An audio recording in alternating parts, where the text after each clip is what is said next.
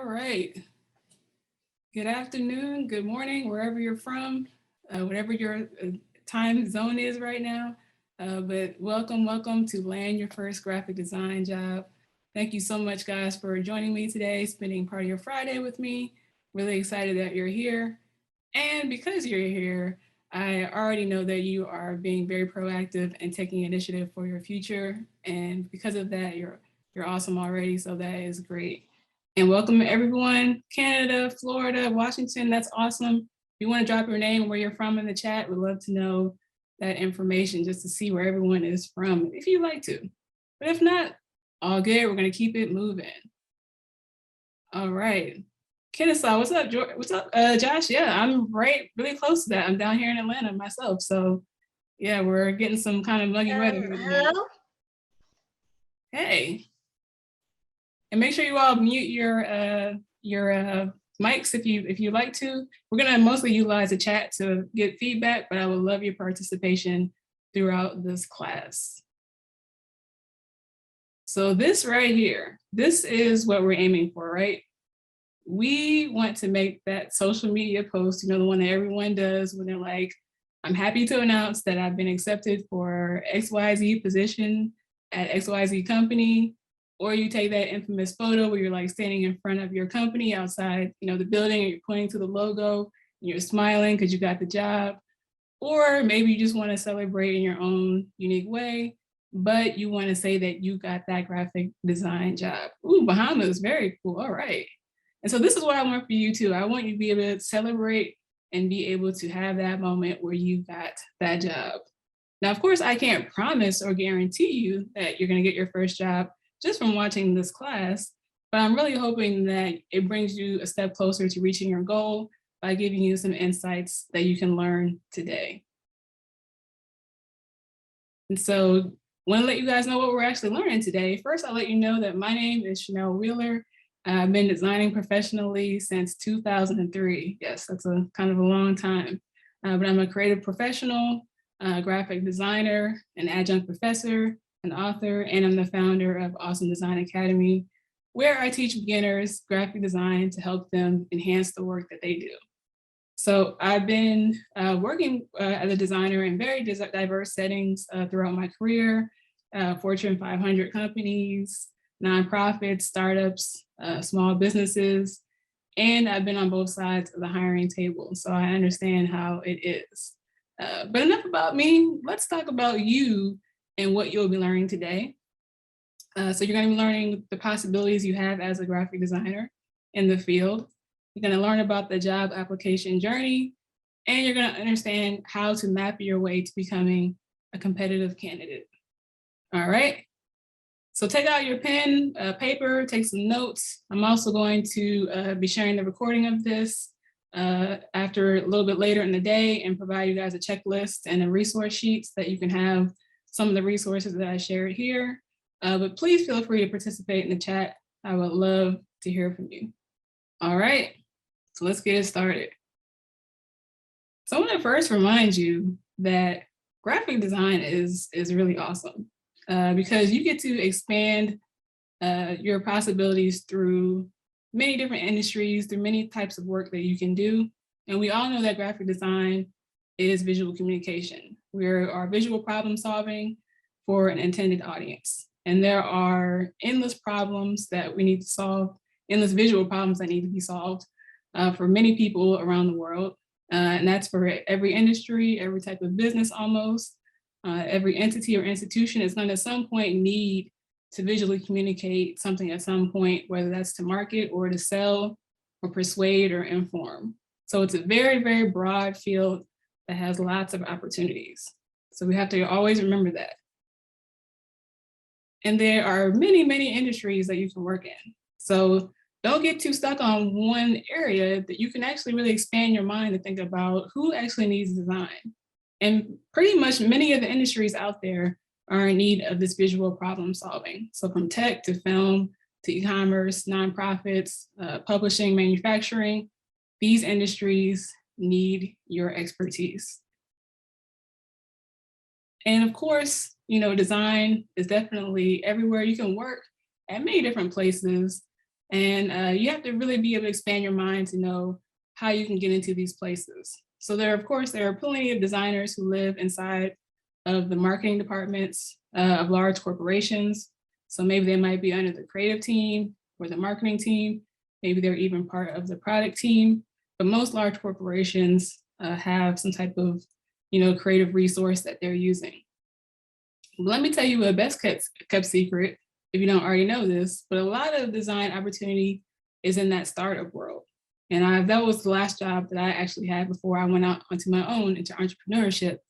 But there are many, many tech companies and startups that are emerging and bootstrapping it in the beginning. So maybe they don't have a creative person, they're just kind of, maybe the marketing person is also doing design as well. But eventually as they grow, they're going to need a designer to help them grow out that visual brand, right? And so you can tap into these startups and research your area or the startups that you like around the country, wherever they may be, who maybe have already gotten some funding. Maybe they're in their Series A or Series B round of funding, and now they have some capital to really hire a designer and focus in that area. And maybe they don't even know that they need one yet. Maybe they're just not in that headspace. So you can actually create an opportunity for yourself as well if you're looking in the right places. So some of them may be asking for you to apply, but some of them maybe just aren't there yet. But those places you can keep an eye open for because you can be proactive and contact somebody from there and get yourself in the door early. And if you were looking for like a challenge, like a startup where it's fast paced, you can handle the fast paced kind of environment, and you want exponential growth in a very short period of time, then that may be the route you want to look in. And then of course there's remote work. That's the thing that makes design really great. You can pretty much do it from anywhere, as long as you've got your computer, you've got a Wi-Fi connection, and you've got the resources and the software that you need, pretty much can do it anywhere. So that makes design really, really great. And you basically can pick and choose where you want to do design from. So think about all the places that you can work, including the traditional places, but also maybe some non-traditional areas as well. And then of course, it's the money question, right? Because this is an important question. How much money can you make as a designer? Well, of course, the answer is always, it depends. But I would say talent and skill are definitely a baseline for getting the minimum amount that you can make. Because I'm assuming that most of us here on this class we have some fundamental understanding of design principles. You're actively building your skill through learning and practicing and doing projects. You're building up to that. And so that's the baseline. But of course, as we add experience and we add growth, we can add more money to that pot. And then sometimes you just got to hit the right opportunity. Sometimes it's just, the right people or you're in the right place at the right time of day, and you get that great opportunity. So always be building on of course, your skills and talents. Of course, you always have to get experience, but if you don't have any as much right now, you can always continue to grow by learning. And then you can always just end up getting that right opportunity just through exposure and your network. Let's look at a real example of how much you can make. Of course, there's different influences that go into this. So of course, your level of experience, the type of company you work for, the job responsibilities, your geographic location, all that stuff factors into your salary. But if we were going to look into, say, Columbus, Ohio, let's look at some of the positions and the median salary, annual salary for that position. This is from salary.com. So junior graphic designer, $37K, all right. Graphic designer, starting out at $54K. Senior graphic designers, you're moving up, $77. Creative director, $132. And then of course, maybe if you move on to own your own business, then of course the sky is the limit. So it's not just about where you enter the field, but it's also your growth trajectory and your path as you move forward. If you so want to climb up that ladder or move in that direction, you always have that opportunity for growth. So even if you come in at a level where you'd like to have more, know that you can always continue to grow and get to that place. Maybe you want to be a creative director and you can get to that place where also your income can be pretty good as well. Let's look at some of these other cities around the country. These are just some of the major cities. Again, this is a median salary for some of these places, but of course, it's just the middle, so it could be less than this, it could be more. But you gotta do your research for where you wanna be, where you wanna go, look at that city, the cost of living, and see if that salary makes sense for you. Now, of course, if you've never made this much in your life, then they probably all look great, but it's really up to you and what you find works for your current situation. So do your research and you can figure out kind of the area around where these salaries start. But again, it definitely depends on what type of job you're working at, what type of company, geographic location, stuff like that. Also, remember to keep your eyes open to other titles other than graphic designer, because sometimes it can be a little bit varied. It could be graphic artist, it could be a production specialist, sometimes it could be a graphics artist. It really irks me when they put that S on the end of graphic. I don't know why, but it's just weird to me. But hey, teach his own. But really look at the job description to understand what the position entails, because a graphic designer in one company may do a different set of tasks than a graphic designer in another company. So you just have to be aware of what they're asking for, but also keep your eyes open to other types of titles that may not be as obvious to you. And of course, depending on your level of experience, you're going to try to land the title or position that makes sense for where you are in your journey. All right. So let's talk about some must-haves that you need on this job application journey to get your first design job, and some myths that maybe you've heard that you think you need, but maybe you don't need them. So must-haves. You're definitely going to have an understanding of design rules and principles. So what am I talking about? I'm talking about those kind of fundamental rules that help you be a good designer, like typography, color, hierarchy, imagery, balance, things like that. If you don't have a strong understanding of that or a solid foundation of that, then you definitely need to make sure you're learning that so that you can prepare yourself before you step out into that world, because that's something that you're going to have to apply to your work, to your projects. And so if you don't understand that, it's going to be difficult for you to execute those projects. The ability to solve problems and think critically. So you're going to be a visual problem solver, and you're going to have to listen to ideas and translate them visually and figure out how to serve certain audiences. So you're going to have to be able to do that. And sometimes you're going to have to be quick on your feet to do that. Definitely going to have to be able to take constructive criticism, because we all know that design, it's an iterative process. There's lots of different phases sometimes. Sometimes you do it one way the first time, but then it ends up changing to something else. And then you have maybe 3 or 4 revisions till you get to that final product. And so you want to definitely be able to take that constructive criticism to improve upon your work, and hopefully not take it too personally, but really it's more about, is the work that I'm doing actually helping solve this visual problem? Is it for the intended audience? That kind of good stuff. Of course, you got to have a good attitude. That's a big part of anything. And you definitely need a good portfolio. Must have a portfolio. What about some of the myths though? You got to know how to draw well. Well, if you know how to draw well, that is definitely to your advantage. But if you don't know how to draw well, that does not mean that you cannot become a graphic designer. Because a lot of times graphic design, of course, is about composition. It's putting together, composing, imagery, typography, graphics, things like that to make some type of visual communication. But it doesn't mean that you have to draw it all by hand or know how to do that. So if you don't know how to draw well, it doesn't stop you from being a graphic designer. I know some great designers who can barely draw stick figures, but if they need illustration, they can have someone else help them with that part, or they can find some stock illustration or however they do it, but they can figure it out. Now, a design degree is mandatory. Now, of course, there are lots of jobs that are going to require that you have an undergraduate degree or something like that. But is it always mandatory for every single employer? I would definitely say no. So if you don't have a design degree, maybe if you're a self-taught designer, or if you're in that self-taught space, but maybe you've done some certifications, some online classes, maybe if you've done a lot of freelance work or projects, I believe that the portfolio overrides all of that. For me, I know when I was hiring, I didn't care if you went to Harvard, where you went to. If you didn't have a good portfolio, it wasn't going to make me hire you. So a design degree isn't always necessarily mandatory. Of course, for a lot of jobs, that is a requirement.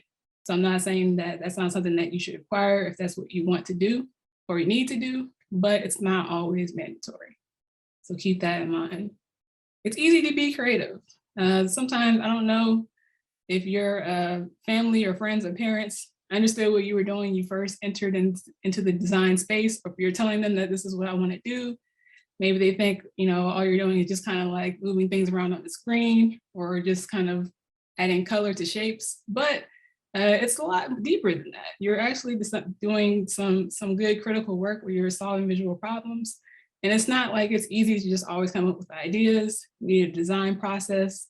You need inspiration sometimes. And so definitely, it's not always easy to do this, but it can be, sometimes it comes to you and sometimes it doesn't. It just depends. But it is a career where you do need to have critical thinking skills, and it's not always as easy as people may think it is.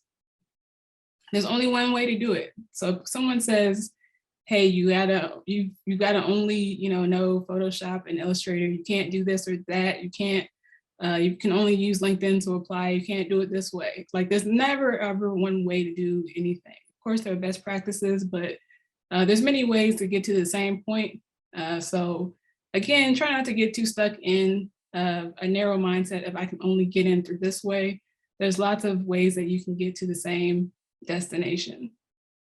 And of course, we know that design is more than software. So just because you're proficient at Photoshop or Illustrator, it doesn't mean that you understand design skills and principles. So even though you can make the best squares and shapes and do the best photo editing, how can you put all those skills together to actually create a solution that's needed for a particular audience?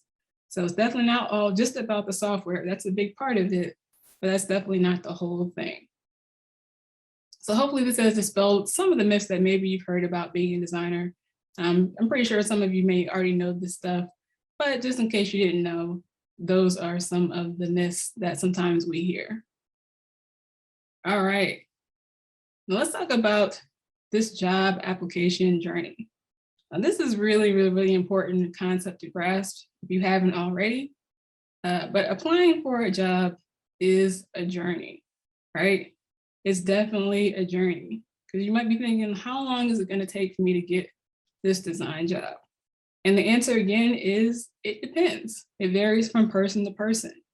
If you were looking at this map and you were at the start and you were trying to get to that finish, the job part was the finish, you may take a more straightforward route to get there. You may have to go around that circle a couple times before you get there. Maybe you'll take a side street, maybe you'll take a main street. I don't know, it's different for every person, but you have to have that mindset that it's going to be a journey. Mine might be shorter or longer than some others, but I should prepare my mind for the journey so that I can endure that journey. And we all know that applying for a job can definitely be like a job in itself. Give me an amen in the chat if you know that to be true. Applying for a job can be a job in itself, for sure. Like, it can be very tiring, it can be very taxing, it could be like, oh gosh, I got to do another one of these. I just uploaded PDF, now they want a Word document too. Like, it's crazy, but that's how it is. But it's only just temporary. It's just part of your whole career journey. But the important thing is that we've got to map our way through this journey. We've got to map our way through the journey. What does that mean? Map, we got to have the right mindset. We've got to take action. And of course, we have to have perseverance. So we've got to be able to map our way through this job application journey. Okay, what do I mean by that? Well, let me give you a personal example. Yes, now this is me. This is an embarrassing picture, but I decided to put up here anyway. Me, right a few days before I started my full-time design job. I have some stats here on the side because this is what my journey looked like. That's my dad there giving me a hug. He's very happy because he's like, yes, she's finally getting out of my house. So he was very excited. No, I think he actually was genuinely excited for me. This is my apartment in Atlanta, but it took me a year to complete my job application journey. It took me over 100 applications. I know this to be a fact because I was counting in my outbox. It took me, I only had 2 or 3 interviews out of those 100 plus applications. And then even some transparency here. My credit score was pretty trash when I got down here. I didn't even know what it was until when I went to the apartment complex to get my apartment. The lady told me that I actually didn't even have a score that qualified me to stay there. But because I had my acceptance letter from my job, she was going to allow me to kind of pass through.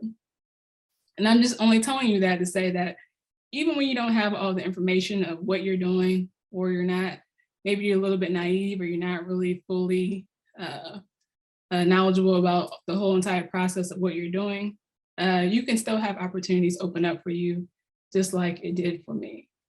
And so a little bit about my personal story, just to let you know that I can relate to what you all are going through, and that everyone goes on their own job application journey.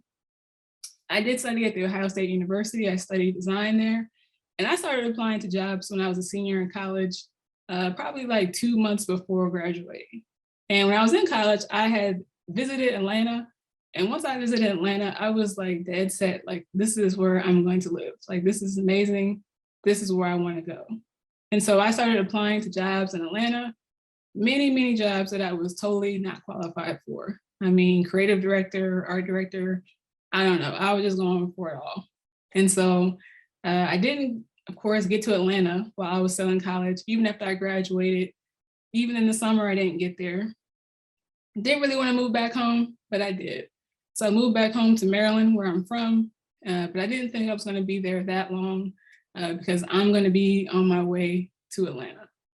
But then the unthinkable happens. Maybe a month or two, probably a month into me moving back at home, my parents were moving into a new house. My grandmother has a pretty bad stroke. And so it really changed everything, changed the way that we used to be very mobile and do a lot of stuff. And then she just couldn't really do anything after that. A very sad situation. And my dad asked me, could you stay home with her and take care of her while we were at work? And so, of course, I agreed to that because my grandmother, I really, that was who I rode with. She was one of my greatest friends at the time. And so I stayed home. I didn't work for 3 months looking after my grandmother. And so that really put a dent in my job application search and getting to Atlanta because I had to stay at home and watch over her. I also couldn't get a job anywhere. And so I was like, well, how do I make money? I didn't have a lot of bills, but I had some. And so I actually did some freelance work in order to make that happen and pay those bills. So I actually had some colleagues and classmates from school that I helped them do some little projects here and there, a couple $100 here and there. It helped me out for the time being. And so my grandmother finally gets better after the 3 months to a point where she can do things on her own. And immediately, again, I started applying to jobs. And very luckily, thankfully, I was able to gain an internship in DC at a law firm as a graphic designer. And imagine a graphic designer at a law firm. I definitely stuck out like a sore thumb. It was very different than any environment I ever been in. But I just was trying to keep it moving. Even though it wasn't where I wanted to be yet, I took that opportunity to continue to learn and get my graphic design experience up. And so, of course, as I'm working, I continue to apply to jobs in Atlanta, and I'm also working on my creative portfolio. Now, at the time I had a PDF, but I wanted to make a website that was cool and had my work on it. And this is back in the day. I promise y'all I'm not that old, but we didn't have Squarespace and WordPress templates and all these kind of easy website builders. So I was doing all this stuff from scratch, HTML. And so I'm making my website in Dreamweaver. I'm leaving work every day from DC to go to the library and work on my website so I can get down to Atlanta. And I'm working. I'm happy it's coming along well. One day I go to upload the website and it is a total mess. It's in shambles. It looks great on one browser, but all the other browsers, it looks like just a bunch of puzzle pieces just scattered about. I definitely did it wrong. That was very obvious. Just did basically what I thought was right. I was very, very devastated and frustrated because I felt like I spent so much time working on something that didn't end up the way I wanted it to. But I was definitely still determined. I took a break a little bit from the website. I went back and did some research on how to do this correctly, how to correctly load to these different browsers. And I worked again on this website until I built it up again. And continuing through that internship, finally, after 3 months of that internship, I get a call during lunch period, and it's an interview. It's a lady on the phone asking me would I like to come down to Atlanta for an interview at a travel agency for a graphic design position. I was extremely ecstatic, excited. I was able to send her my cool portfolio, of course. And it really, the rest was history after that. I really moved to Atlanta probably about 3 weeks after that interview to start my first full-time job. But it took a little bit of time. It took me about a year from when I started applying to actually getting that job and getting down there. It took some adversity and some roadblocks, and even me doubting and questioning myself when I didn't create that website correctly. But it worked out. And so you have to remember that you're on a journey. It may be different than mine. I'm not saying that yours is going to be as difficult as mine was. Yours may be very easy. Maybe it won't. I don't know. But we all have different journeys. And you're so welcome, Sarah. It's definitely going to have to be a mindset that you're going to have to get through this. So I say that because the first part of MAP is definitely the mindset. You've got to put yourself in the right mindset to go through this journey. And you're going to have to get into warrior mode. All right. I want you to put on your armor and you're going to say, I am ready to conquer this feat. I'm ready to get on this journey and I'm ready to fight for what I want. It might not be easy. It might not be a straight path, but I am ready to get this thing started and get what I deserve. Right. So you have to get your mind into warrior mode and get ready to get what you want. Now, the second part is you got to determine what is your personal why.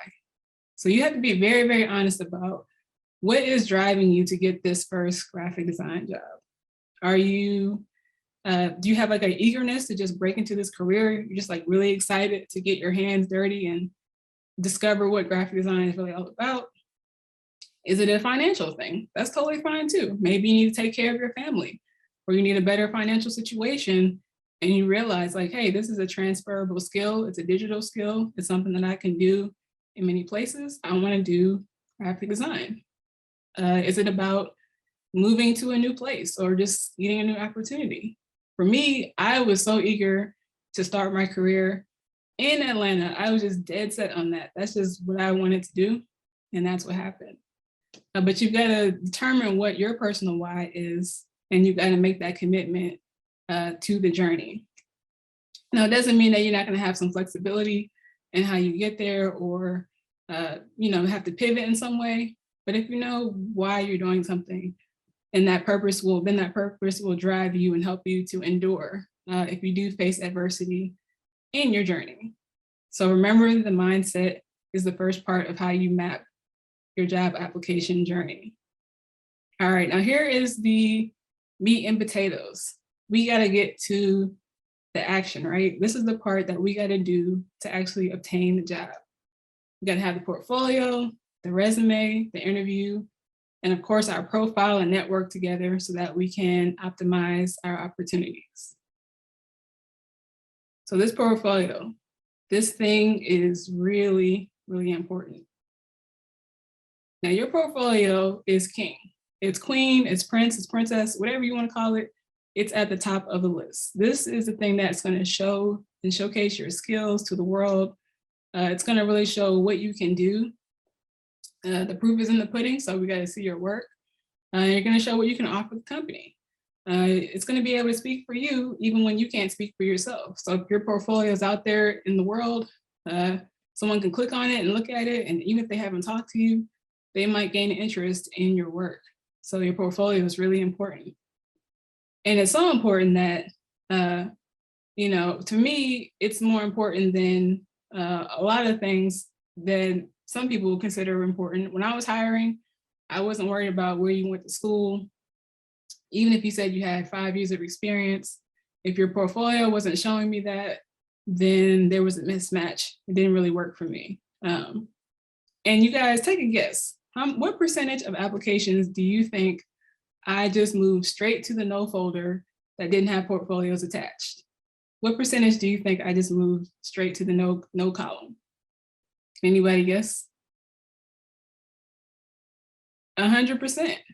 100. And it's kind of sad because some of these people may have been great at what they do, but if you can't follow directions, if you can't show me what you can do, then I have to keep on moving forward, because you got to think about it. When people applying to jobs, it could be like hundreds of applications that they're going through. And if the portfolio is the requirement and it's not there, then they've got to vet in some way. And if it's not there, you just got to keep it moving. So your portfolio is very, very important.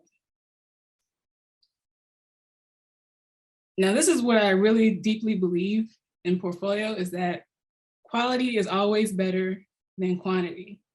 So your portfolio is really about your best work. It's not about all your work. We don't need to see everything.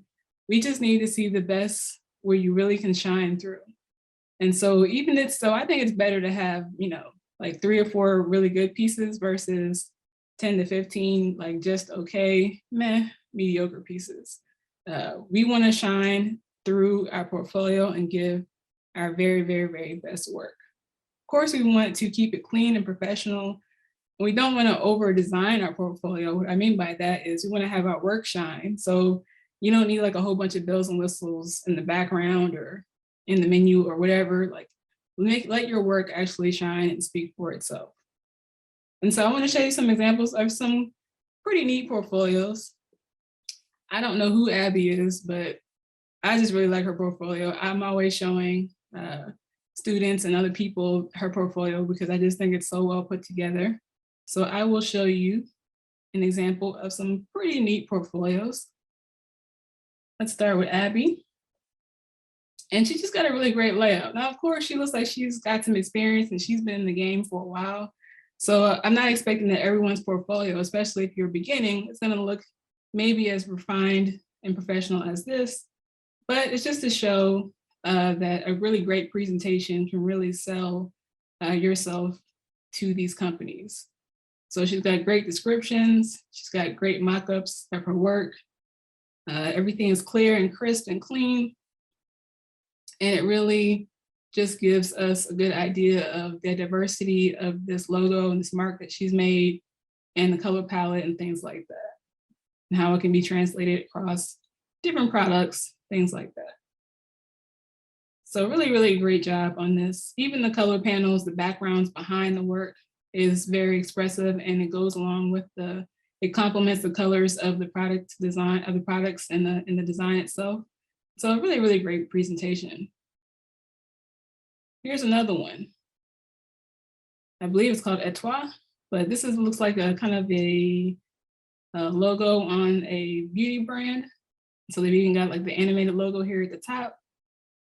We've got a nice description here where they're talking about what it is and what services were provided, project type, location, photography, things like that. So of course you want to credit if someone else was contributing to the project, maybe what they did and what you did in the project specifically, what was your role in the project. And then just showing its real world application. And this has got some cool kind of animated graphics going on here. Now, of course, you may not be doing all this with yours, but that's okay. I'm just showing you some really great examples of good portfolios. And then here, maybe your specialty is illustration. Maybe you're really good at drawing. And so this is some illustrations and icons for a childcare agency. They've got the color palette. They got the task and the challenge here. And then they've got the really cool illustrations laid out in a way where you can really see each one clearly. And it's an interesting flow because we've got like a grid here, a 3-column grid, and then we've got just one image here to bring more focus to it. We've got it mocked up onto a website page. So again, just figuring out how to take your work and take it to that next level so that it's really attractive and people can understand how it can be actually applied in the real world. So mocking up your work is definitely a great example of that. Now, of course, there's lots of different examples of great design work that you can find online, but I'm just showing you just a couple here so that you can look and see, get some inspiration for good portfolios.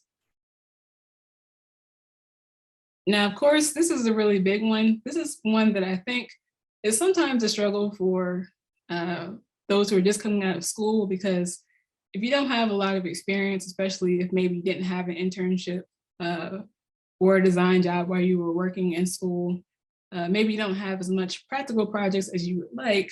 But if you can, it's really great to be as relevant as possible in your portfolio. Now let's think about it. It's nice that maybe you're an artistic person, maybe you had a lot of drawings or art projects in school, but you have to remember the employer, are they gonna be able to see your potential for what you can do for them through your drawings? So it's really hard for an employer to know if you're a really good fit for a web design position if your entire portfolio is like paintings of like flowers and kittens. Now, maybe you are the best kitten drawer sketcher in the world. You make the most fire kittens. You can draw a kitten in any way, shape, or form. But how does that translate to the job that you're trying to get? So you gotta really think about, what am I showing my portfolio? And does it make sense with where I'm trying to go in my career? So if only you could, the only thing you have that's in your portfolio right now is like mostly artsy, then try even making up a branding project. You can make a faux logo or a faux project. It's okay. You can say that this is a project that I created to express branding or logo or something like that. But you need something that's actually going to translate to the world that you're trying to get into and show some design principles in the field that you're trying to pursue. So always try to be as relevant as possible if you can, and show work that would be relevant to what your employer could see you doing for them if you can. Also show a range of work if possible. So if you can show a branding project, visual identity, you can show maybe a website design, if you can show a book cover concept, maybe social media ads, try to mix it up if you can so that they can see the diversity of your work. Because of course you're going to be applying to different types of jobs, some that may require some different things than others. And so you want to try to have a diverse portfolio that can appeal to most of those employers. Now here are some ideas to incorporate in your portfolio. You definitely always want to have a short description to be able to describe your project. So it can be the challenge, what was the challenge, what was your process, what was the outcome, what was the solution. Again, it doesn't have to be like a novel, you don't have to write every single detail that happened, but you just want to give an overview of what this is about. Again, you want to mock up your work. So you want to, so if you had like a logo that you did, it could be okay to just have a logo on a white background, but that's not as interesting as maybe mocking it up onto a t-shirt, onto a mug, onto a website screen, maybe onto a brochure, a business card. Let's try to make this seem more real and implied so that the employer can see how this can translate to real world type of things. So it's really good to mock up your work if possible. Showing your process. I think this can really make you stand out from the competition if you're able to show your work. Just like in grade school, when you did the math problem and your teacher said, I know you got the answer, but can you show me your work? Like, how did you get to this end point? And so if you can do that in your portfolio, if you have some sketches and wireframes, maybe you have some initial concepts that you want to show, and you want to show how you got from there to the final outcome, and maybe even talk about that within the portfolio piece, I think that's really impressive, because now as an employer, I understand your thought process, and then you actually have some type of design process that you go through, some type of system that you use to get to the final outcome. And that will make me feel good to know that you actually are thinking about things in that way, not just guessing or just like doing whatever you think is your favorite thing, you're actually thinking about it through process. Maybe you might show a before and after. So maybe you've had an old logo that you redesigned or something like that. You can do a before and after. If you have a visual identity that you worked on, show the color palettes, show the fonts, show the supporting graphics, show the full system of what you created. That makes it look really, really full and in depth. And then you want to utilize good formatting. So just have a good grid system. Maybe you'll just have one panel after the next with something simple in each panel. Maybe you'll do 2 columns or 3 columns, or maybe you'll break it up. But utilize the things you learned in school or wherever you learned them from to create a nice clean format and utilize that grid to organize your work in a way that makes it easy to look through. All right, so these are just some tips that you can do with your portfolio. Now, when in doubt, just keep it simple. If this is overwhelming or it seems like it's too much, default to simplicity versus going over the top. You don't want to put too much in each portfolio piece that it's overwhelming, that it doesn't make sense, that they don't know what they're looking at. When in doubt, keep it simple, still write about what you did. But if you're not sure, or if you don't know if you can be up to par with some of the examples that I showed you, it's no problem. You don't want to stress yourself out too much trying to make your portfolio, but just showcase your best work. Remember that quantity is not as important as quality. Quality is the most important thing. You want to show your very, very best pieces. So some do's and don'ts. You can look through these, of course, and see what you should do and what you shouldn't do, but I would like to highlight again, quality over quantity, and do create a good user experience. So imagine if you were like saying, hey, I want to be a web designer for your company, but then even your own portfolio doesn't have a good web experience. That would be kind of weird, right? So make sure your website actually works correctly. It's secure. The links, the hyperlinks work, so there's no broken links. It's good speed, upload time. There aren't any pixelated or blurry images or anything like that. Make sure that you have a good user experience and that your user knows how to navigate easily through your portfolio. And definitely do the spell check and grammar. Some people are more sticklers than others, but sometimes the small things like spelling can really turn people off. So even if writing or grammar or spelling isn't your strong suit, just take some extra time and care into looking at the details and spell checking your work across everything that you do. It can be a really helpful thing just to level up your level of professionalism in the field. Now, as far as don'ts, I already know that you all aren't going to be using work that's not yours or anything like that. But I will say, don't leave your viewer guessing. If I'm looking at your portfolio, I don't know what I'm looking at. I don't know what this is. I can't understand. Is this the final concept? Is this the V1? Is this the refinement? What am I looking at? Is this the mock-up?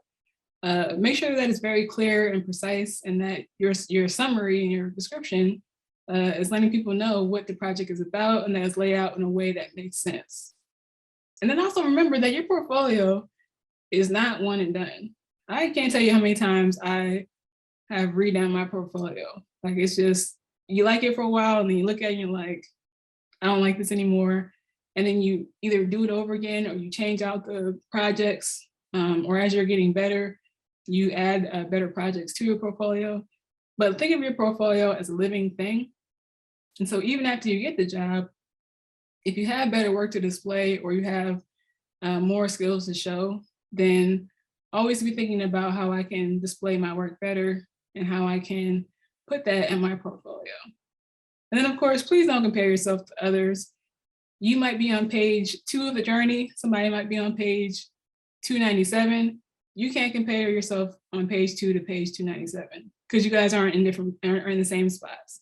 Someone who's been doing this for 15 years may not be the same as someone who's been doing it for 15 months. So you can't compare yourself. You can only compare yourself to you and level up from where you are to compete with your own self. So there's lots of good work out there that you're going to see. There's lots of bad work out there that you're going to see. But either way, Just focus on you and your strengths and you'll be good. And then as far as portfolio resources, again, I'm going to send you all a resource sheet with some of these resources on it. But portfolio creation, there's lots of different places that you can go to create your portfolio. It's a lot easier now than it was back when I was struggling and trying to create my own. But you don't have to reinvent the wheel. You don't have to start from scratch. You can use something like Behance, which makes it really easy. You can, if you want to go the personal website route and use WordPress or Squarespace, these places have portfolio templates already put together, and you just need to make it your own.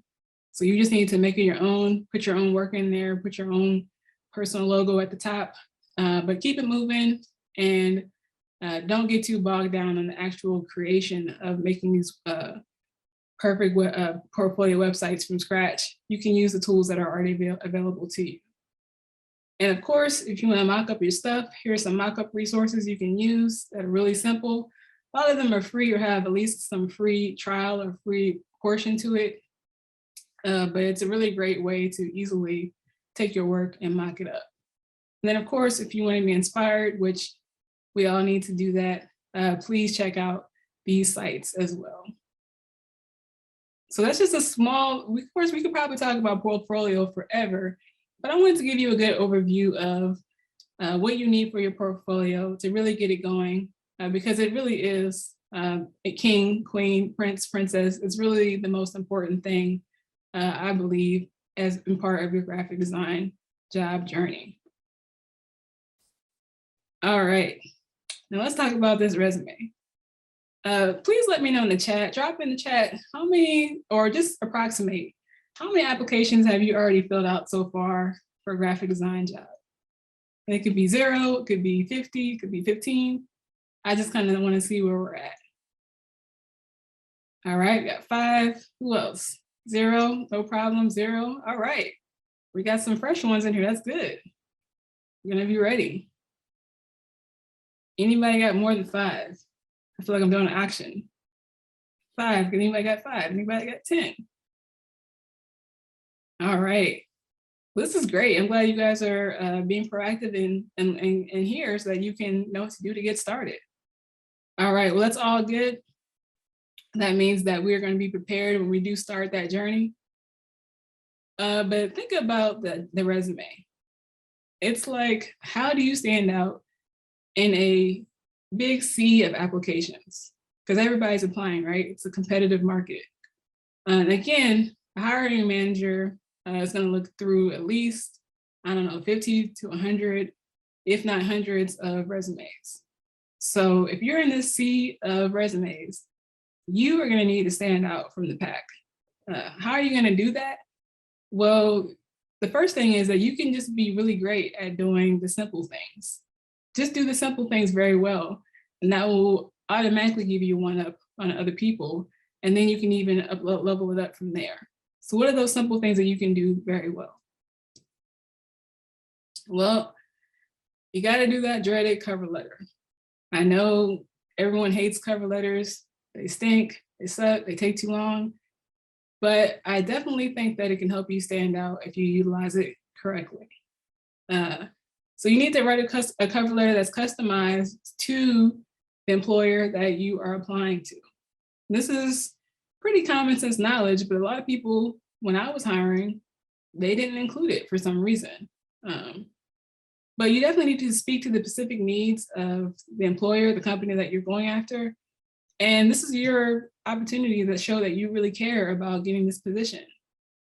Now, of course, all jobs aren't created equal. There are going to be some that you're more excited about than others, but try to make it seem like you're excited about all of them as much as you can and express that through your cover letter. Now, I remember when I was hiring for a designer at a startup, and I was looking through cover letters, and someone actually sent me a cover letter with another employer's name in it and hiring manager's name in it. So I guess they just forgot to switch out the name because they just had this template. But of course, that went straight into the garbage. So if you can't even get the name right, then I don't know if you can make it through the process. So you definitely have to put some care into what you're doing.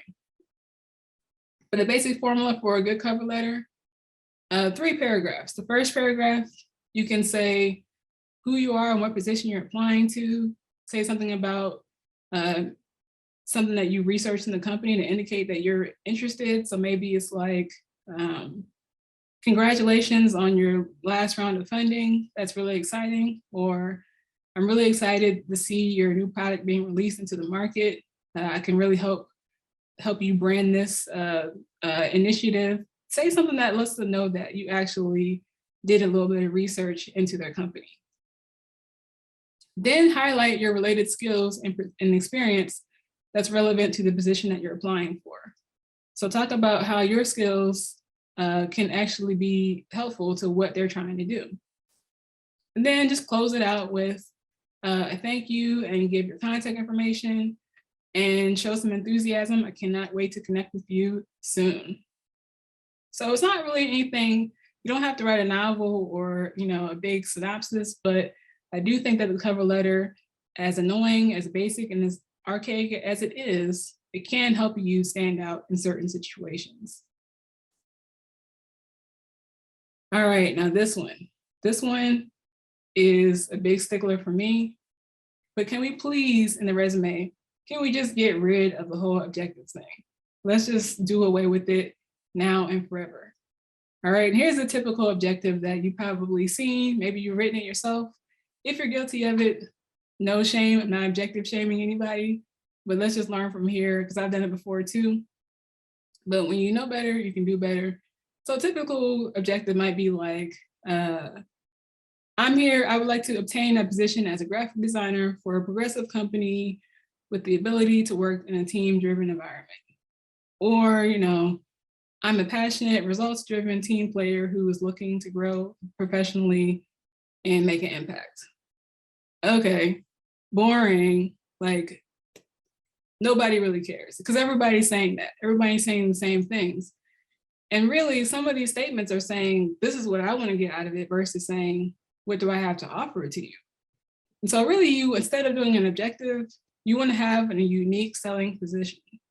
And so you want to differentiate yourself from the competition through something that's unique about you and talking about how you help versus what you're trying to gain. And so it's a really short summary, it's just like a paragraph.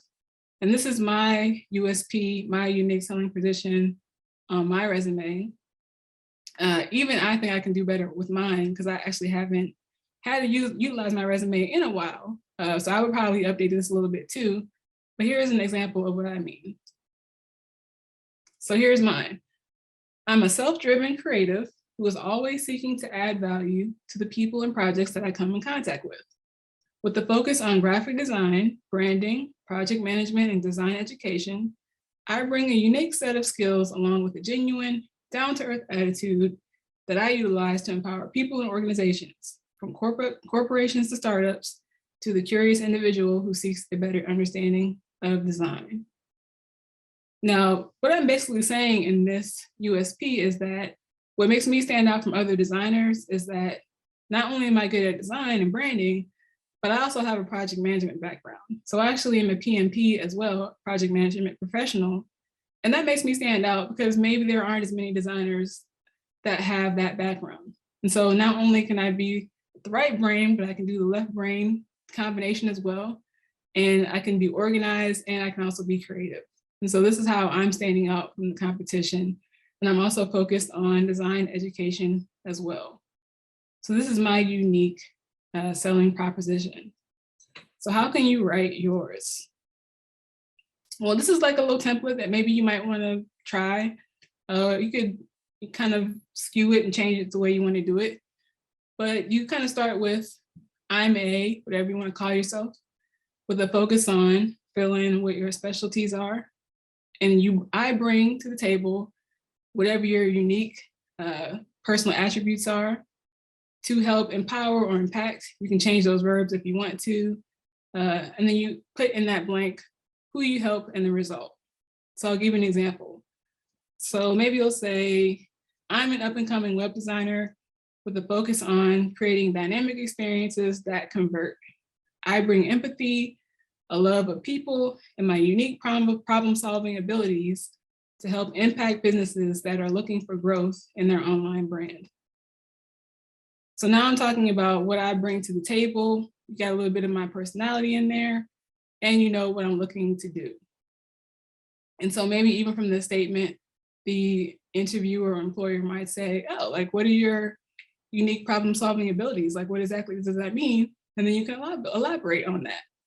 But you want to be unique and try to differentiate yourself from others. And so I think this is way more effective than that kind of typical objective statement.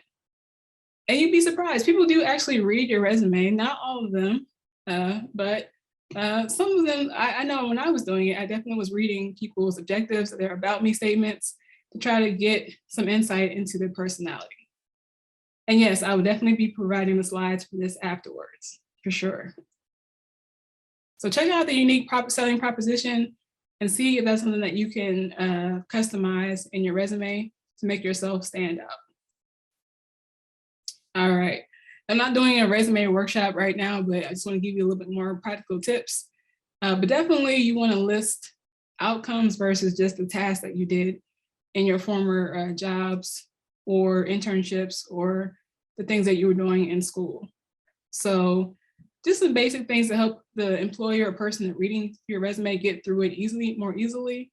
But just put yourself in the shoes of a hiring manager. Think about if you had to review like 100 applications, you want to make it as easy as possible for them to be able to get to the important information they got to get to. And so you want to use bullet points, not paragraphs. You don't need to write a whole novel about yourself and what you did at these positions.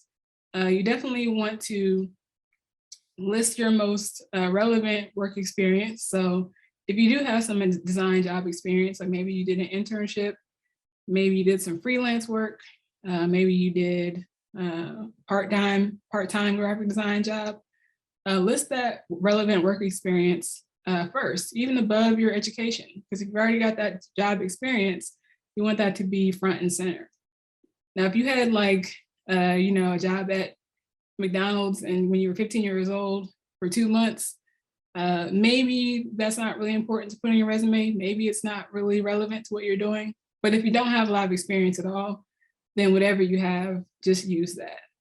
But you definitely want to be clear and precise, and you want to be able to show how you made an impact to the overall business that you were working at the time. So I'll give you an example. So maybe you said like under one of the jobs that you worked, maybe it was like a campus job. You helped organize and advertise campus events. Okay, well, that's okay to say, but how can we quantify this? How can we make this more about the outcome that was created from you doing this, or what kind of impact you really made? Maybe we'll say something like, I organized and created digital advertising for 2 campus events that attracted over 100 prospects. Okay, now we're getting somewhere. Now I can see that not only were you organizing something, but you also created something digital. So you were using your design skills.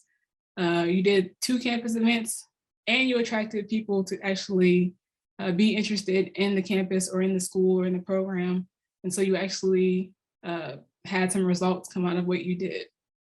And so this may take a little bit of work to actually be able to quantify what you're doing and to really think more deeply about what results you created. But if you can do that, if you can quantify your results where possible, then please do that.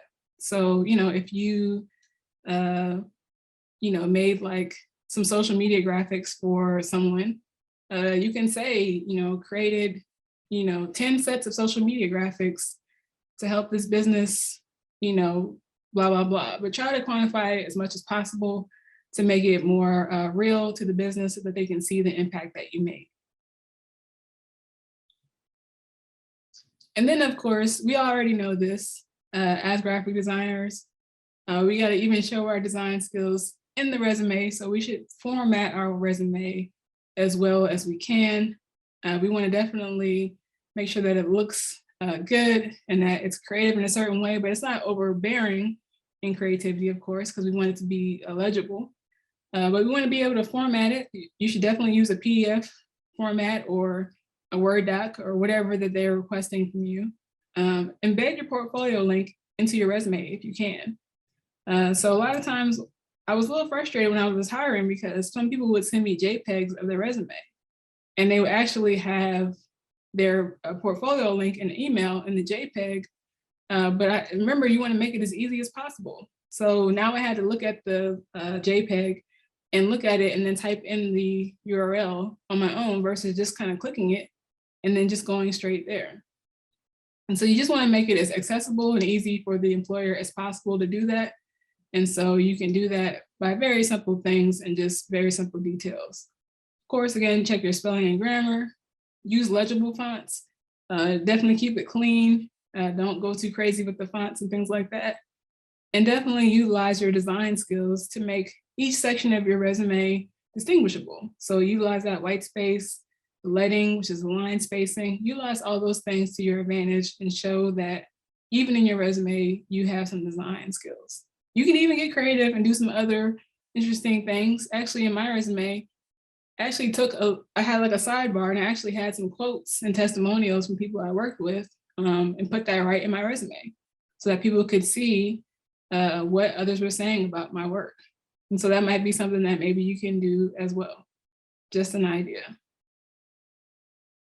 But again, we want to format well. We don't want to distract from the information that we're trying to cover. And so, of course, we want to utilize good hierarchy, typography, white space, consistency, a good and clean use of color. We don't want to get too overboard with the color. We don't want to distract from the actual information that we're trying to give. So at the end of the day, we want them to be able to see what our experience is and what we have to offer. So you want to format well. And of course, you don't want to go too far in either direction. You don't want to have a resume that's very, very boring and mundane and formatted to a point where there's no type of design at all to it. Of course, you don't want to go overboard with this My Little Pony resume. That's like way too much. Now we're going a little bit further, too far. Maybe if you're applying to My Little Pony, I don't know, maybe it might work, but I would suggest to try to keep it simple, clean, professional, but still show a bit of your personality and let that shine through your resume as in a way that's tactful and with discretion. So again, some do's and don'ts with your resume and your cover letter. Just remember to tailor it to the employer that you're applying to.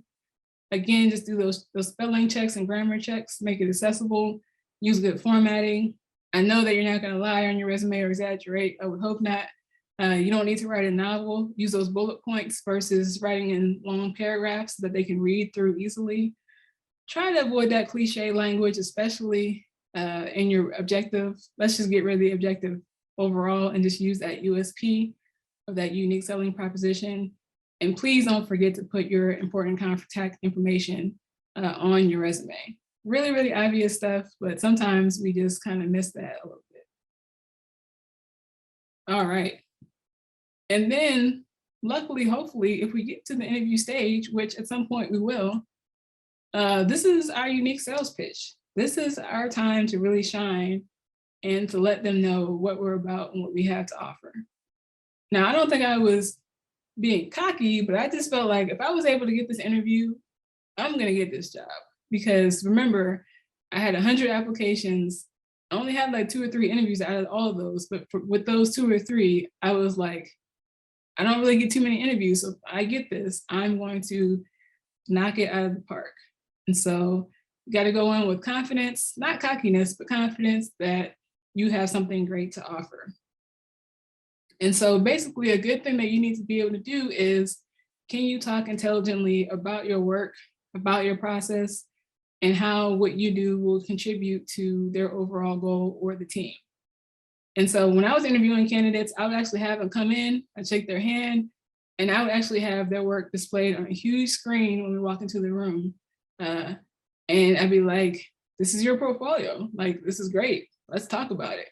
And so you got to be ready to talk about your work, be able to express verbally why you did certain things. They might ask you challenging questions about like, what will you change? And you got to be able to talk about those things. You also have to be able to ask questions. Now, this really applies to any job, whether it's graphic design or not. At the end, if they say, do you have any questions? Please never say, no, I don't. ask a question. Please do that, because it shows that you have a deeper interest, that you want to learn more about the organization. And so you can ask probing questions like, what will the first 30 to 60 days look like for this position? What do you want me to, what will I be doing? What's your greatest need right now that I can help you alleviate? And one of the questions that I always asked when I was applying, interviewing, that really impressed the interviewer was, what's the greatest challenge facing your organization right now? What's the greatest business challenge? Because if they can answer that question, then you can bring it back to how what you're going to do can help solve that challenge. Now, maybe it's not going to help if they have a revenue problem.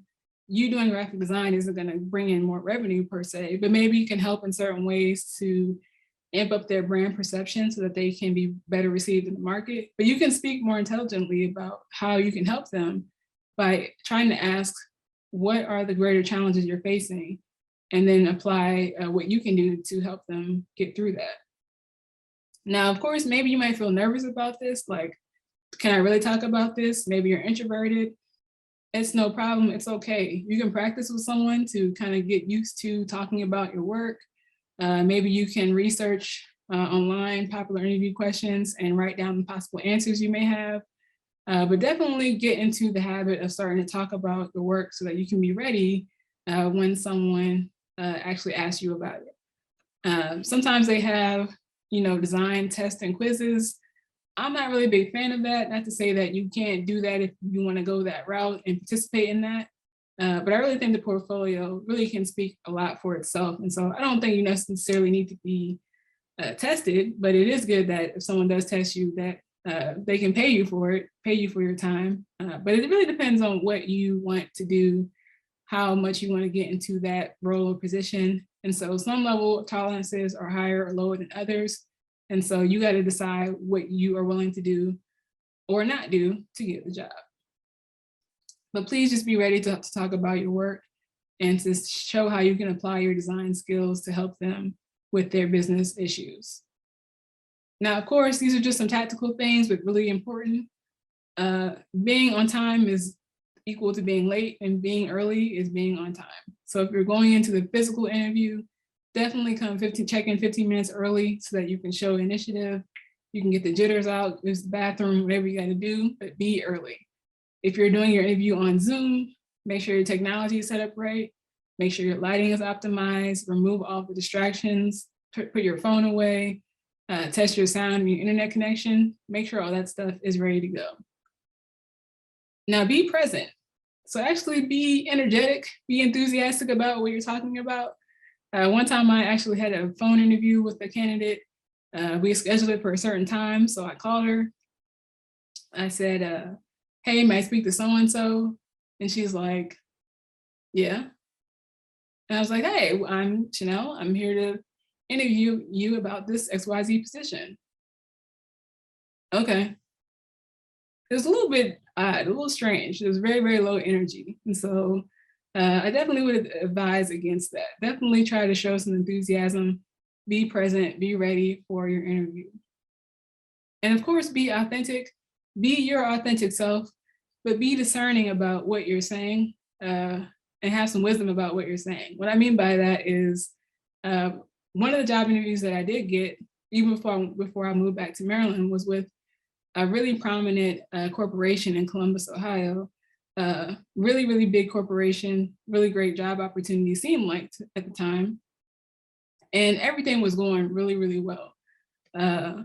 They were showing me where I was going to sit at. This is Tim, this is Susan. I mean, they were introducing me. It seemed like I had the cat in the bag. But someone asked me around the table, can you see yourself in Columbus long-term? And I think I said something like, I think Columbus is okay, but I really like Atlanta, Georgia. So I think, I may be here for a little while, but I'm not sure. Now, do you think I got that job? No, I didn't. Even though it was the truth, it probably wasn't the wisest thing to say. And of course, right after I said it, I realized that was kind of silly for me to say that. So definitely, if you're trying to get your foot in the door somewhere, even if you only plan on staying there for 2 years, just be discerning about how you're presenting yourself so that you don't mess up that opportunity for yourself. And of course, be proactive, take control of the situation. So speak up, show your skills. You don't need to oversell yourself or be inauthentic, but you should also not be too lax or indifferent either. Like, speak up and talk about what's important to you and how you can help that company. Because remember, interviews are a two-way street. They're evaluating if you're a good fit, but you're also evaluating if they are a good fit for you. So it goes both ways. And so that's why it's important for you to ask questions. That's why it's important for you to be proactive. And even if you don't think the interview is going exactly the way you thought it would go, still be respectful and try to finish cordially, even if you don't think this is the right position for you. And then the great thing is that if you get offered the job, the graphic design job, you're still in control. So you are allowed to ask more questions. You're allowed to negotiate your salary if you need to, and you can respectfully decline if this position doesn't end up being what you want. Maybe you accepted a different position. Maybe you realize it's not the right fit, but you're always in control of your own job application journey, and you can't forget that. So you can't be pressured into, you got to take this job, or you got to do that, or it has to be this or that. You have still a say in how your journey works out. All right. And then the last part of this action plan is definitely your online profile and your network that you are utilizing. So how many of you have a LinkedIn profile? Let me know. All right, got a yes? Good, all right, that's very, very good. Anybody else got a LinkedIn profile? Not yet? That's all good, we got time. We can make one. So now the follow-up question to that is, are you active on LinkedIn? Like, are you actually on there doing stuff? Or is the profile like sitting with cobwebs on it, dust building up? Are you actually active on LinkedIn? 40%, all right. We're gonna try to raise that up to at least 65, 70, 80, right? All right, so LinkedIn, it could seem like a very buttoned up professional, maybe stark, maybe you have a certain perception about the audience that's on there, maybe it's older people. I don't know what your perception is, but I'm trying to tell you there's a power in LinkedIn. It can be a very powerful place to help you get those connections that you need to get that job. And so I would highly, highly, highly recommend that you complete your LinkedIn profile. And basically, you can either write your resume out first and then just copy and paste all that stuff into LinkedIn. Or if you got most of the stuff on LinkedIn, then you can refine it there, and then you can mirror it on your paper resume.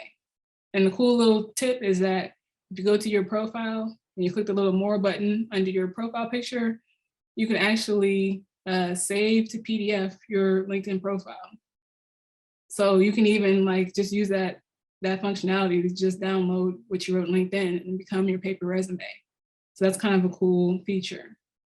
But definitely do that because there's a power in LinkedIn. When I got my startup job at one of Atlanta's fastest growing companies, I wasn't even looking for a job. Someone just found me on LinkedIn and they inquired, would I like to do some freelance work? And that freelance work turned into a full-time position, in which I ended up working there for 4 years. So you definitely want to utilize the power of LinkedIn. I want you to be open to work, so you can use that little badge if you want to. In your headlines, a little kind of green circle that goes around your profile picture. And you can add that to your profile by going to your profile page and you select that blue open to button. And then you can select, I'm open to finding a new job. And then you can add that badge to your profile picture. But of course, use that at your discretion, because maybe if you're already at a current job, you don't want your employees or coworkers to know that you're looking for a new job. Maybe that wouldn't be the best thing if you think that's going to cause some issues. So it's up to you how you do it, but that's just another tool that you can use. But then once you're on there, you have your resume updated, your profile up to date. I want you to actually start posting on LinkedIn. Now, for some of us, that could be kind of intimidating, a little bit scary, but actually start posting. Well, what am I supposed to post? Well, you can post some of your work. You can talk about projects that you've done. You can find a design article and just curate content from other sources that you found. You can get little design tips. Like, did you know that CMYK is for print and RGB is for web and screen? Now, this may seem really basic and stuff to you, but there are people out there who don't know this stuff at all. And so if you are establishing yourself as an expert in your field, then you will start to become visible, and people will see that you're open to work and that this is a person that maybe I can work with for a project or for a full-time job. And so you don't have to post every day. Maybe you'll post like twice a week or something like that. But if you start posting graphic design related content, then you're going to get more visibility. It could even just be inspirational stuff or whatever the case may be, but you should definitely think about doing that to raise your visibility. And then clean up, please, you all, clean up any old posts, Facebook, Twitter, Instagram, wherever it is, especially if your profile is public. Don't think that some employers aren't looking at your profile. So if you got a picture 3 weeks, 4 weeks ago of you doing something crazy on Instagram, you just may want to think about what type of image am I portraying, because is this going to help me get the job that I want? Is this showing my professionalism? So it doesn't mean you have to change who you are per se, but if you know that your profile is out there and it's public and it's visible, there are people who actually go on people's social media pages just to see what type of activity you've been doing. And if it's showing you doing something really crazy, then they may sway them to maybe say, I don't know if I want to go with that person or not. Now, is that the right way of doing things? Maybe, maybe not, but just be aware of how your overall presence, your personal brand online comes together. Just be aware of that. Even be careful about what you like as well. So if you're liking things on LinkedIn or on Twitter, and of course you can see that on there, just be careful that if it's something that's really unprofessional or really, really crazy, that other people may see it. And that doesn't mean you have to stop, but just know that it's visible. So just keep that in mind. And of course, you all already know about the different job sites that you can go to, but these are some here. Of course, I'll list them in the resource sheet as well. But remember, you can also even utilize things like creative staffing agencies to help you find that job, that first graphic design job. So places like Aquient and the Creative Group, depending on who you are, where you're located, you may have a good experience or not the best experience. It really varies depending on who the person is or where you live, that agency in that area. But for me, I utilize Aquient, and they actually were very good at helping me, kind of headhunting for me and helping me find different graphic design jobs, even temporary ones while I was looking for full-time ones. And this was deeper into my career when I was just trying to switch jobs or try out different things. These are great places to think about as well. And of course, your own network. Now, sometimes they say it's not what you know, but who you know. This is really, really true. You got to really be able to utilize your network and who you know, because these people might be able to help you get into doors that maybe you couldn't on your own, or maybe they have some information for you or some connections that can help you get there faster. And so maybe it could be your teachers or professors, maybe it could be people on LinkedIn, recruiters, maybe friends and family, maybe not, just depending on, how your friends and family are, if they're really familiar with the space, but maybe somebody really does know someone that knows someone that could help you. Their classmates, maybe ask them, like, how did you get into that position, or what are you doing right now? Even in your community, see if there's any opportunities through your church or through your community organization, the library, see what's available, what can be done. And then maybe even some past colleagues or former bosses, depending on where you worked at, or what you've done, maybe you could figure out some opportunities there, or they could refer you to someone that can help you. So think about who's around you and utilize your network. Don't be afraid to ask questions and to really get in there and be proactive and see what you can find. You never know who may be able to help you out. So to round out this whole action part of mapping your journey, you definitely want to be able to continue to make refinements wherever possible. So if you can improve your resume, go ahead and do that. If you can refine some of the work in your portfolio, Maybe you already got some projects in there, but you can go back and look at it and say, you know what, I could probably make this a little better. I can rewrite this description. Maybe I don't like this project anymore. I'll replace it with another one. You got to keep refining over time. Yes, you can even do some freelance work. Never think that your power as a creative is that you can always create. You don't ever need anyone's permission to create, right? So you don't have to wait for a job to start getting your graphic design experience and to start even making a little bit of money. You can freelance and do that stuff on your own. You can experiment. You can do smaller projects for community or for friends and family or whatever, but you always have freelance at your disposal as well. And you can use your freelance projects in your portfolio. So if you don't feel like you have enough experience, or like you need some more projects to be able to show, you can create a kind of fake or faux project, or you can even do some freelance work, some small projects, and do your best on those and use those in your portfolio. So you always have that option available to you. Inquire even if the company isn't hiring. So if you see a company that you think is really cool, maybe they're a startup, maybe they're a corporation, you see where there's a gap where they can maybe do better in certain visual aspects or there's certain inconsistencies, try to find a manager in marketing or a creative director, go through LinkedIn, search the company and who's working there in those companies, and send a message. Just see what's out there. You never know what kind of opportunity you can create by being proactive. And sometimes the people aren't hiring. Sometimes the job isn't visible online yet. Maybe you just don't see it, but you can always create your own opportunities. And then of course, do your research on these companies, do your research on where you want to move to if you want to move, cost of living, what you'll need.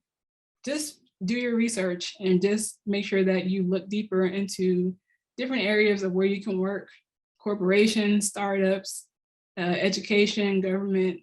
Remember, there's lots of visual problems to solve. So keep your eyes open and have a broad scope of what you're looking at. And even if you feel like you're underqualified, just apply anyway. I mean, if they're like asking for you to be able to do rocket science and, do microscopic surgery, of course, then don't waste your time doing that if you can't do that. But if there's like maybe 2 or 3 things that are off that maybe you feel like I'm not as strong as that, but maybe I can learn to do it, or maybe they'll give me an opportunity, just apply anyway. You never know how they may be willing to work with you to help you get to that point where you can be competent in all those areas. And a golden nugget that I would say, please, please, please just follow the instructions. If they tell you to include your portfolio, then include your portfolio. If they say, name your file this way, then name your file this way. Sometimes people lose opportunity just because they don't follow instructions, which is really crazy because it's really simple. But just follow the instructions, pay attention, and sometimes the most basic things can elevate you above the rest. So now the last part of our map of our job application journey is most definitely perseverance. And we can probably add patience in there as well as another P. But we got to remember that we are on a journey. This may not be a one and done, send in my first application, I get an interview the next day, and then I get the job the day after that. It may not work like that for you. So imagine if you had like an aerial view of your entire life and you could see your own journey like on this map, on this view. And if you knew that there were some turns that you had to make to get that job, you could see that there may be some dips and valleys that you got to take, but you can see the full picture. It can help kind of put things in perspective to you, especially when you're dealing with adversity or setbacks or frustrations or disappointments or bad responses or no response at all. Maybe no one's even saying anything to you. You don't even know if they like your work or not. Think about the whole entire map and the journey that you're on. And just remember that you're just in a small part of that journey. And this is a temporary part. It won't last forever, but you have to keep going to get through the journey. And so when I was applying for my first job, it felt like it was taking an eternity to land that first job. But it really wasn't an eternity. It was just felt like it to me. It's just a temporary point in the timeline of my entire life. So you just got to really remember that. So you got to have perseverance, and in that perseverance, you need to have an action plan. Like, how many jobs are you going to apply to per week? How many times are you going to post on LinkedIn per week? How many hours per day are you going to spend actively looking for opportunities? 1 hour a day, 2 hours a day? You got to remember your creative why. Now you got to remember, why am I doing this in the first place? And if I'm doing this, I got to make a plan to stay committed. You got to continue to understand that this is a journey. There's going to be dips, turns, twists, and valleys. It may be a straight line, it may be a squiggly line, it may be short, it may be long. But remember, it's your journey, and so you have to remember that. And remember, there's most likely going to be more no's than yeses. That's just the name of the game when it comes to applying to jobs. Maybe it's kind of like dating. Maybe you could think about it like that. Everybody doesn't say yes. You actually don't want everybody to say yes, because everybody's not a good fit for you. So you got to remember the name of the game of applying to jobs, and that there probably will be more no's than yeses, that it's not personal to you. You just have to do your best to stand out and to do what you can to get that right fit. And so remember, the application process is just a small part of the goal, because really the job is like where the fun begins, where the growth begins, where that learning, where that, like, all the actual action begins. And so this is just a small part of that part of your career. But you're always gonna have to be open-minded and always willing to continue learning as you're on this journey. So keep on learning as you're applying, and apply what you've learned to keep on getting better. So if someone tells you, hey, you have 10 spelling errors on your resume, but you don't change it, then you're not really applying what you learned. If you know to do better, then do that and keep on applying as you're going through the journey. And then remember, you guys have probably seen this meme before, but if you haven't, it basically means, like, don't give up, because you might be really, really close to the prize, and you might be like one axle picks away from just really hitting that goal. But if you stop, you won't be able to break through and get that goal. And so you can't win the game if you never get into it. So you got to get started somewhere. Start where you are, build what you can, and you'll be totally fine. And back to my personal story, there were many, many points where I felt like I wanted to give up. When my grandmother had the stroke, when I made the website and it was totally trash and I had to do it all over again. When I was working at the internship, I was wondering, like, is this just where I'm going to be at? Am I just going to be at this law firm? But you have to remember, it's all temporary. It's all part of your job application journey. And you got to remember your overall why. And so at the end of the day, what I really, really love is whenever this happens for you, I want to get some emails that say in the subject line, hey, Chanel, I got the interview. I got the job. That would even be even better. But what I really would love is, in the future, if you're going through this journey, you can always email me if you have any questions. But I would really love just a simple email from you that just says, hey, I got the interview, or I got the job. That would be so amazing, so exciting for us to see that, because I know that you can do it if you decide to map your journey, and if you actually know your creative why and you stay persistent, it can definitely happen for you. So I know we're running into time, but if you have any questions, please, please, please feel free to send me an email, and I'll follow up with you on that question. Show me your progress if you want to, but I would love to hear from you moving forward. Just to let you guys know, I've got some upcoming classes. The next one is going to be April 8th through 10th. It's actually a 3-part series, but it's basically, if you're looking to get into freelance and you're not quite sure how, this is going to be a really great opportunity for you to learn. It's really jam-packed with a lot of different topics, from how to get started to defining your services, finding clients, design processes, client communication, pricing. We're going to go through all that good stuff. So you can check that out on awesomedesignacademy.com, or you can follow Awesome Design Academy on Instagram and stay up to date with everything going on. All right, well, I'm so happy that you decided to share your time with me today. I really hope that you learned something today, maybe 1 or 2 gems to help you move forward. But I'm looking forward to those emails. I got the interview, I got the job, and I would love to see your progress. You can definitely connect with me on LinkedIn. Just look for Chanel Wheeler. It's the same picture right here. You'll see that. And I would love to stay connected. All right, thank you so much, guys. Appreciate you being here. Have a wonderful rest of your Friday.